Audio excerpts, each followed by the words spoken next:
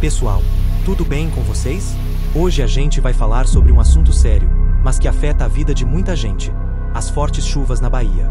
Nos últimos anos, cidades inteiras têm sofrido com enchentes, alagamentos e muitos prejuízos. Mas o que está por trás disso? Por que as chuvas estão causando tanto problema? E o que dá para fazer para mudar essa realidade? Fica comigo até o final, porque a gente vai entender juntos o que está acontecendo em cidades como Itabuna, Ilhéus, Eunápolis, Jequié, Itamaraju e Alagoinhas, e o que o povo dessas regiões está fazendo para enfrentar esses desafios. E já aproveita para deixar o seu like, se inscrever no canal e ativar o sininho para não perder nenhum vídeo sobre o que está rolando aqui na nossa Bahia. Oi, pessoal! Vamos dar uma olhada com calma no que está rolando em Itabuna, lá no sul da Bahia, para entender direitinho como as fortes chuvas afetam essa cidade, o que os moradores passam no dia a dia quando a água sobe e como a comunidade se vira para seguir em frente. Imagina uma cidade com mais de 200 mil pessoas, ruas movimentadas, comércio ativo, famílias que moram perto de rios ou encostas. Essa cidade é Itabuna. Agora pensa que, de repente, o céu escurece e começa a cair tanta chuva que os rios, canais e ribeirões se enchem de uma vez. Não é só uma chuvinha de verão. Não. É água de verdade, em grande volume, que corre com força até transbordar e invadir ruas, casas e comércios. Em Itabuna, esse cenário tem se repetido ano após ano. O rio que corta a cidade, o rio Cachoeira, costuma subir muito rápido quando chove nas cabeceiras, e todos os rios menores que desembocam nele despejam ainda mais água. Em alguns períodos de chuva intensa, o nível do rio chega a subir vários metros em poucas horas. Quando isso acontece, boa parte da cidade fica debaixo d'água, e a situação se complica. Pensa só. Muitas pessoas vivem perto das margens ou em áreas baixas, que são justamente as primeiras a serem atingidas. Quando o rio transborda, não dá tempo nem de pensar. É juntar o que dá e correr. As famílias tentam salvar móveis, roupas, documentos, mas na correria muita coisa se perde. As escolas, igrejas e ginásios viram abrigos de emergência, e é ali que muita gente passa dias até a água baixar. E o comércio sofre demais. As lojinhas do centro precisam fechar as portas, as feiras perdem produtos e os serviços param. Tem comerciante que vê tudo que construiu sendo levado pela enchente, mas mesmo assim não desiste. Assim que o sol volta a aparecer, o povo começa a limpar, reconstruir e recomeçar. É impressionante ver como o povo de Itabuna é forte. Quando o tempo melhora, a cidade parece renascer. Nos fins de semana, o pessoal aproveita para dar um passeio no shopping, tomar um cafezinho com os amigos, ir a um barzinho para ouvir música ou até dar um pulo em Ilhéus, que fica pertinho e tem praias maravilhosas. Mas é claro que o problema das chuvas vai muito além do desconforto. As enchentes em Itabuna mostram como a cidade precisa de investimentos sérios em drenagem, limpeza de canais e prevenção. Quando os bueiros estão entupidos, a água não tem para onde ir. E quando o lixo é jogado nas ruas ou nos rios, o problema só piora. Por isso, tem se falado muito na importância da conscientização e da preparação. Desde a manutenção de córregos até alertas climáticos para avisar os moradores antes que a situação fique crítica. Nos últimos anos, algumas ações já começaram a ser feitas. Equipes de engenharia têm estudado a construção de pequenas barragens e áreas de contenção, para tentar diminuir a força da água quando chove demais. Também há mutirões de limpeza, reconstrução de pontes e recuperação de ruas danificadas. Mas, mesmo com todos esses esforços, o medo de novas enchentes ainda está presente na vida de quem mora ali. Ainda assim, o que mais chama a atenção é a solidariedade. Quando a chuva chega e as águas sobem, as pessoas se ajudam. Tem vizinho que abre a casa para abrigar outro, tem voluntário que leva comida, roupa, colchão. A cidade se une como uma grande família. E isso é bonito de ver. Itabuna, mesmo enfrentando tantas dificuldades, é um exemplo de resistência. Uma cidade que chora com a chuva, mas sorri com o sol. Que sofre, mas não se entrega. E que, entre um temporal e outro, continua firme, com o coração cheio de esperança e a fé de que, um dia, as águas não tragam mais destruição, e sim apenas o frescor da vida renovada. Bora dar uma volta por Ilhéus, no sul da Bahia, um lugar que mistura mar, história, chocolate e também muitos desafios quando as chuvas aparecem. Imagina você numa cidade com belezas incríveis, mas que de repente vira cenário de alagamento. É isso que a gente vai ver agora, de um jeito simples, para todo mundo entender. Quando o céu escurece e começam aquelas chuvas bem fortes, Ilhéus não está imune. A cidade, conhecida pelas suas praias lindas, pela produção de cacau que já ganhou fama no Brasil inteiro, pelas ruas históricas cheias de charme, tem uma parte da história que nem sempre aparece nos posts de viagem: os impactos das águas quando o tempo vira. O rio Cachoeira, que corta a região, assim como outros córregos e canais menores, pode acabar transbordando, e aí o coração da cidade e seus arredores se transformam. Ruas viram rios, carros mal conseguem passar, as pessoas que têm que sair para trabalhar enfrentam um sufoco, porque o transporte fica complicado, a água invade casas, o comércio fecha e a vida do dia a dia muda completamente. E isso traz consequências bem reais. Os hotéis, pousadas, restaurantes que dependem de turismo, e Ilhéus vive muito disso, sofrem com a instabilidade. Quando alaga, o visitante desvia os planos, o atendimento complica, os produtos perecíveis se estragam e o prejuízo ronda. Mesmo sendo uma cidade que se orgulha da sua vocação turística, com a chamada Rota do Cacau abrindo os bastidores da produção, mostrando fazendas, o plantio sob a sombra da Mata Atlântica e todo o ciclo que transforma as amêndoas em chocolate fino, essas chuvas mostram que não basta o cenário bonito, é preciso se preparar. A cidade já registrou centenas de milhares de visitantes em eventos ligados ao cacau e chocolate, o que mostra o seu potencial forte para o turismo. Mas, quando chega a tempestade, a conta aparece. Estradas inundam, acessos se fecham, o lixo acumulado em vias ou canais agrava o alagamento, e algumas áreas vulneráveis, que ficam mais próximas de rios ou em terrenos baixos, são atingidas bem mais. Por isso mesmo, Ilhéus tem dado passos importantes. Há um monitoramento maior das chuvas, ações de prevenção, equipes que visitam locais de risco. Mesmo assim, essa transição entre cidade de turismo e cacau e cidade que lida com enchentes ainda exige investimento, conscientização sobre o descarte de resíduos, saneamento, vigilância nas encostas e reforma de drenagens. Porque, quando a natureza solta seu peso em forma de chuva, é a infraestrutura da cidade que precisa estar forte para aguentar. Mas nem tudo é tempestade. A gente não pode esquecer do lado bonito da história. Nos dias de paz, com céu azul, Ilhéus volta a brilhar. Praias amplas, mar convidativo, passeios pelo centro histórico onde se respiram as obras de Jorge Amado, casarões antigos, lendas do cação, sabor do chocolate fino que leva o nome da cidade para o mundo. É esse brilho que traz esperança e que dá o tom de superação. A cidade sabe que tem recursos, sabe que a natureza lhe deu um lugar especial, e quer, e pode, usar tudo isso para crescer com segurança. Vamos lá, imagina uma cidade no extremo sul da Bahia, com indústria, comércio podendo girar bastante, gente trabalhando de sol a sol. Essa cidade é Eunápolis. E aí você pensa, legal, cidade ativa, muito potencial. E é mesmo. Mas quando chega o momento de chuva forte, a história muda um pouco. Existe por lá o rio Buranhém, que atravessa a região e que abastece a cidade, que faz parte da paisagem e da vida das pessoas. Só que quando chove demais, esse rio sobe rápido, transborda, invade as regiões mais simples, os bairros mais afastados, as casas mais abertas, as ruas que ficam baixas. E, de repente, a rotina vira outra. Você pode imaginar, uma família que mora perto de um córrego ou de um terreno mais baixo, quando vê o nível da água subindo, ela sabe que pode ter que correr para se salvar, ou para ir para um abrigo. Em Eunápolis já aconteceu. A água invadiu ruas principais, equipamentos de captação de água ficaram submersos.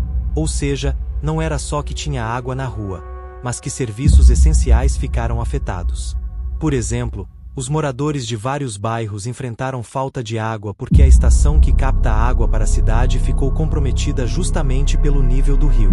A cidade ficou sem água enquanto o rio não baixou o suficiente para que os reparos fossem feitos.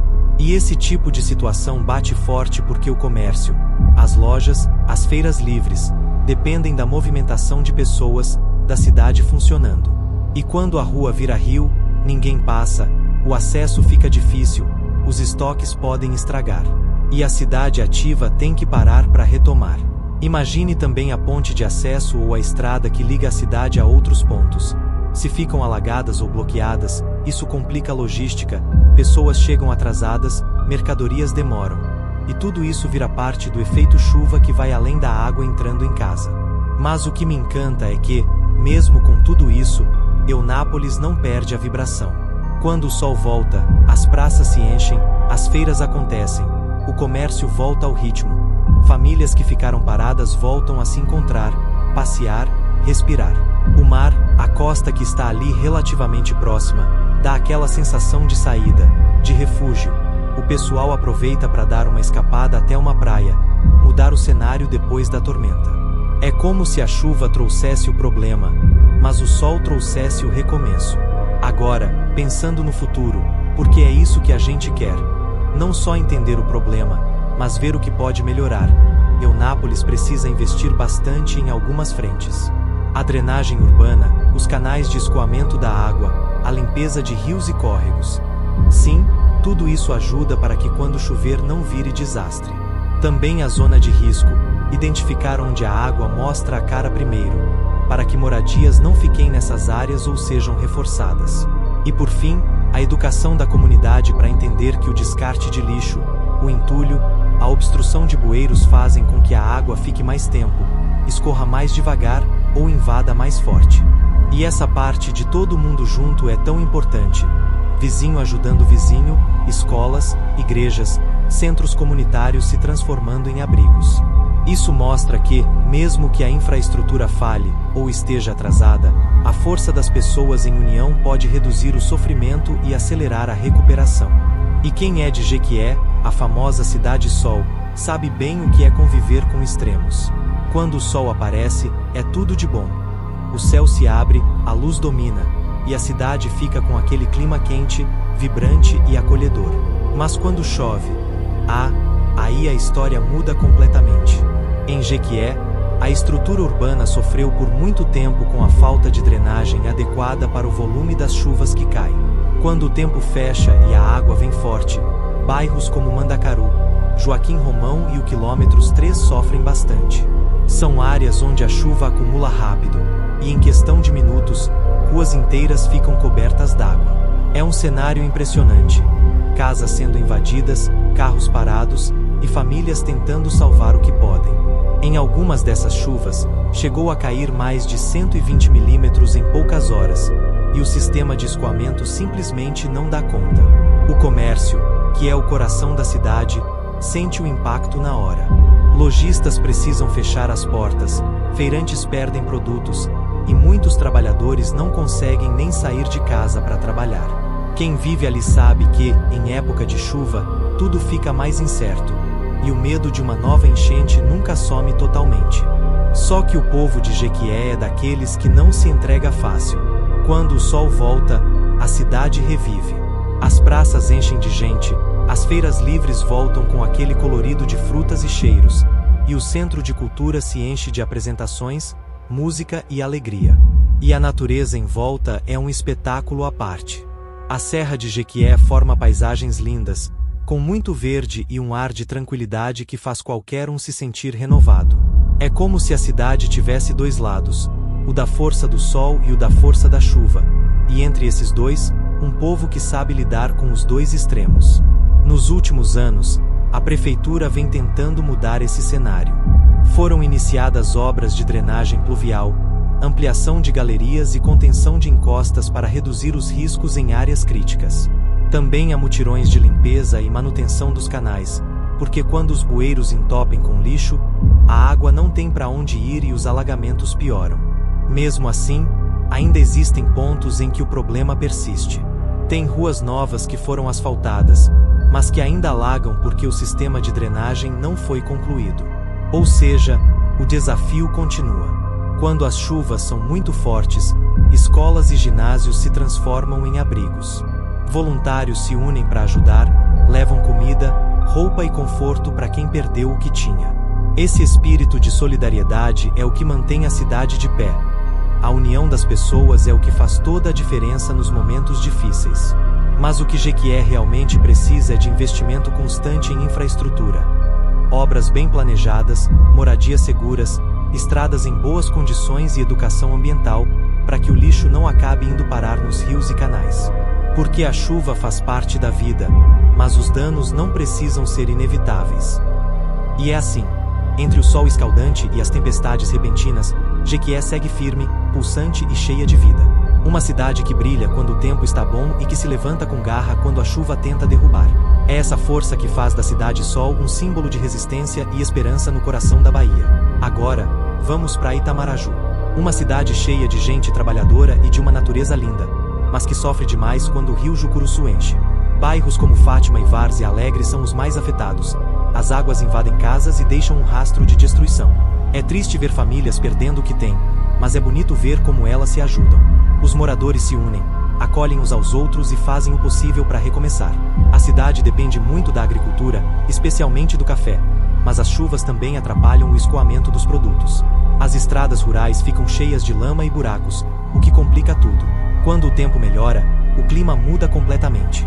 As praças voltam a encher, tem festas comunitárias, eventos religiosos e até piqueniques perto dos rios e colinas. Mesmo com poucos recursos, o que sobra é esperança e união. E, claro, não dá para esquecer Alagoinhas, uma cidade cheia de vida, tradição e, claro, chuva. Ela é muito importante na produção de bebidas e tem um comércio superativo. Mas, quando o céu desaba, bairros como Barreiro e Mangalô ficam completamente alagados. As pessoas perdem móveis, têm que sair de casa e o trânsito vira um caos.